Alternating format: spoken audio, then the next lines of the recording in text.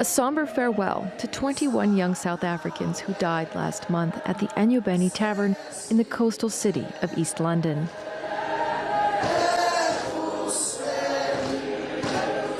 Hundreds of family and community members gathered on Wednesday at a mass funeral at the Scenery Park Stadium to farewell them.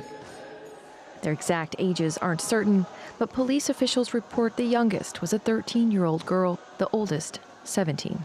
And the cause of their deaths remains a mystery. On the night it happened, there were people drinking outside my yard and outside the tavern. I was in bed and heard my daughter saying, "There's something terribly wrong going on at Enyobeni." I got up and heard people crying and screaming.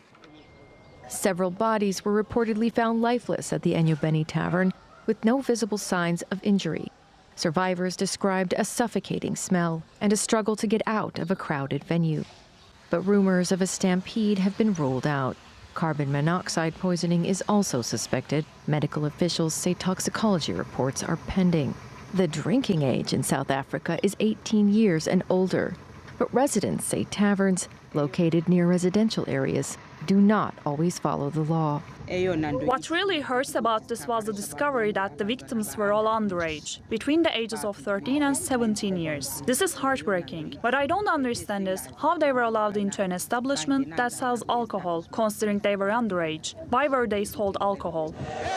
Some of the blame even extends to President Cyril Ramaphosa, and his attendance at the ceremony drew criticism from some South Africans, questioning the government's ability to enforce its own regulations.